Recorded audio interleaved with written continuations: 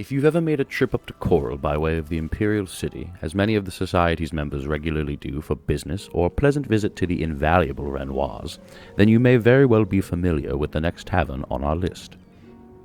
Catering to Cyrodiil's second northernmost city's more discerning clientele, the Oak and Crosier has been a Society favorite for years.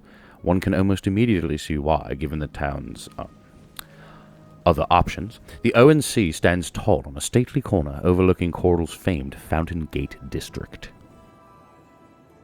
Inside, we'll find what is quite possibly the most spacious inn in all of the Imperial Province outside of the capital city.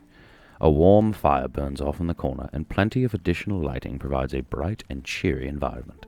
There's plenty of food and barrels of libation available.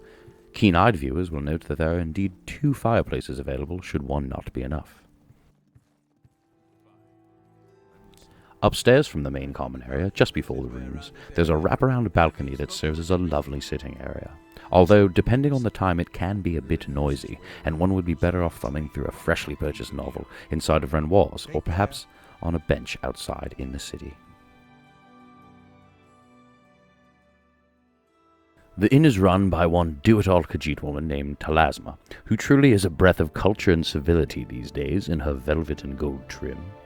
She has a wonderful variety of wines, cheeses, and other temptations available for very reasonable prices. Goodbye. Rooms are available for 10 gold per night, which, given the accommodations, makes this one of the best deals in all of the province, if not Tamriel itself.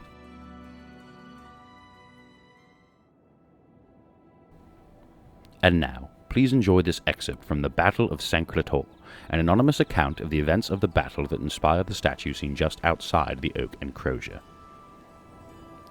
Leaving a weak force in the lowlands to draw out the defenders, General Talos approached the citadel of Sancre Tor from the rear, descending the supposedly unscalable heights behind the citadel and sneaking into the supposedly magically concealed entrance to the inner citadel.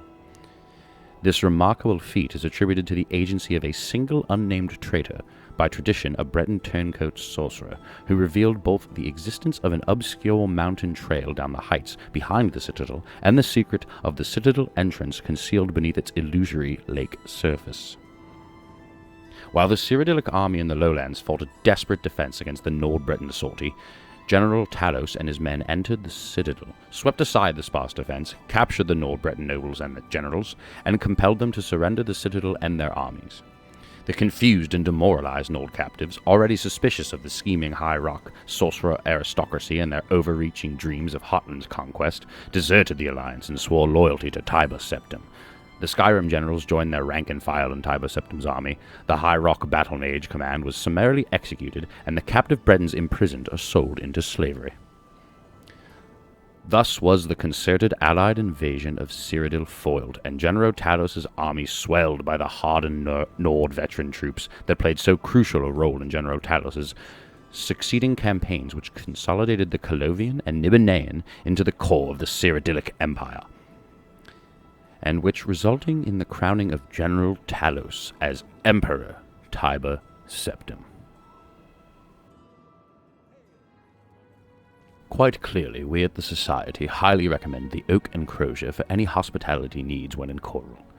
And please do be sure to visit Renoit while you are there. Tell them we sent you.